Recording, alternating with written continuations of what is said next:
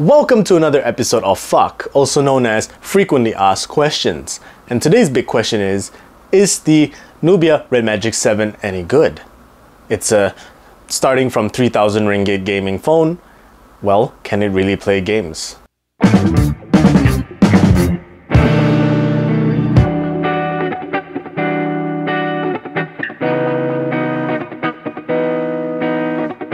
So that is today's big question.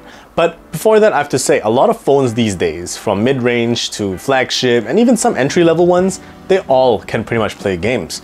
And the next level above that, when you're heading competitive or expert or even the most maximum level of immersive gaming on a phone, people would just go for a gaming smartphone because they're also pretty capable in other departments. Is the RedMagic 7 one of them? In terms of performance, it's definitely going to play any game you could ever imagine that's available on the Play Store right now. A 165Hz refresh rate screen, a Snapdragon 8 Gen 1, 16 gigs of RAM, 256 gig of storage. That's a lot for a spec sheet that would say that this phone is dedicated for gaming, and it makes perfect sense. But there are certain advantages that this phone has compared to its competitors, which is that built-in fan. Yes, the RedMagic 7 has a built-in fan, and it spins up to 20,000 RPM, and that's hella fast, with RGB lighting. If that's not gamer enough, I don't know what else would you possibly want. Then the question about that is that fan functioning or just a gimmick? Well, it does work because there are vents that are conveniently located around the smartphone and it pushes the heat out from there. So I play a lot of Diablo Immortal and I'm one of those suckers that bought the Battle Pass. And I definitely needed to play more hours than usual to maximize that benefit. And the phone didn't feel as toasty as it should, and I actually like the fact that the fan's built in. I don't need to put an external gaming fan and plug it into a USB port or a dedicated proprietary port. It's just in there. And it's not a gaming phone if it doesn't have dedicated gaming specific features, and the RedMagic 7 definitely has those. There's an entire plugin library that you can download to supplement to the built-in gaming assist software. If you want things like aim assist and being able to set shortcuts for the hypersonic triggers, you definitely need to download a plugin or two. And of course, the built-in software can also measure metrics like temperature and frames per second. So again, it goes all the way up to 165 Hz, but we won't find a lot of games that has that compatibility. And sometimes you just end up not being able to even use and fully utilize that refresh rate because it's just not compatible. The Play Store and developers really need to work hand in hand in this, otherwise you're just stuck with 60, 90, and in some very lucky cases, 120, which is again whitelisted for compatibility. From within GameSpace, there is something called RedMagic Studio, which is an external PC app that you download and plug in your phone to. And you can use your PC with the keyboard and mouse to play that mobile game.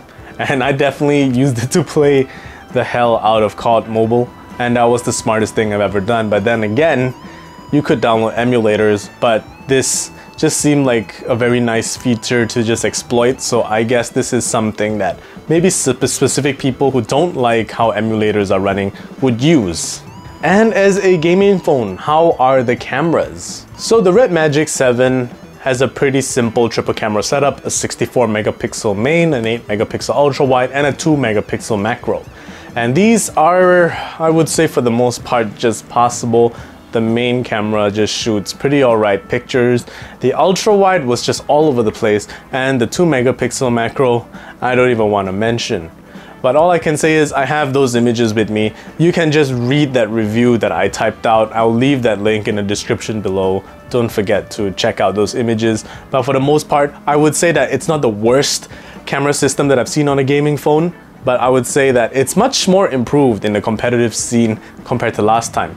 Gaming smartphones, I would tell you factually right now, are having better and better camera systems. And as for battery life, you can pretty much use this for a little over more than a day. It has a 45 milliamp battery pack that's charged up by 65 watts, which is pretty upsetting because in China, this same phone has triple-digit watt charging for the China edition of this phone, and the international export markets are only just getting 65. As much as I would love fast charging, what's more important to me is safe charging. And this, I believe, just charges good enough. It takes almost 40 minutes for a full charge, or 30 minutes from 0 to 99%, and that 10% left, that 10 minutes left is just to, you know, give it that safe and slower, stable trickle. And that's very typical in the industry.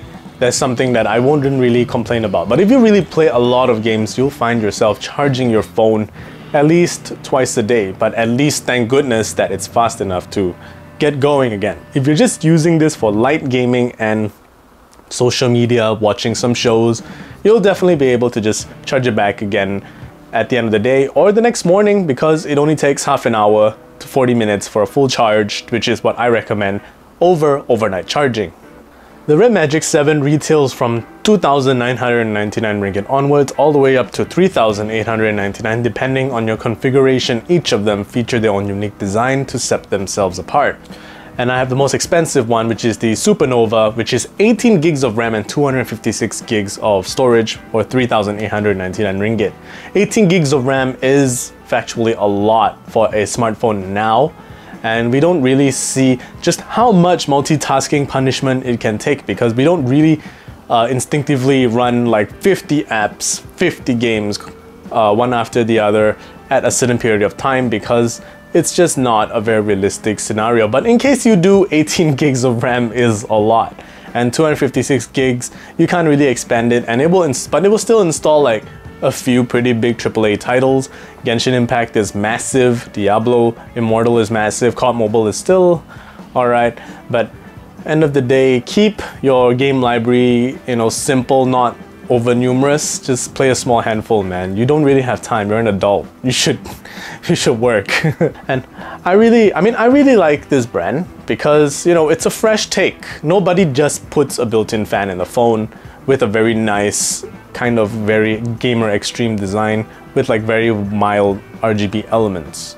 I would say, however, they do stand to benefit from a better looking operating system as well as some UI improvements to make things a lot smoother. So I guess this is a pretty good start for Nubia to be in Malaysia. There is a more advanced version of this phone, which is 7S Pro, which is featuring the Snapdragon 8 Plus Gen 1, which is also a better chipset compared to the Snapdragon 8 Gen 1. But here, this phone's Snapdragon 8 Gen 1 is doing pretty well. The thermal limit is respectable. You will average about low to mid 40 degrees level of temperature when you're gaming, regardless of the title. And I would say it will be even more cooler if it was like those 2D games which are very simple.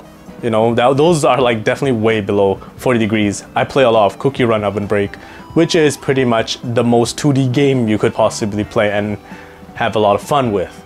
So thank you guys for watching. This is Zen the Geek. I'll see you guys in the next video.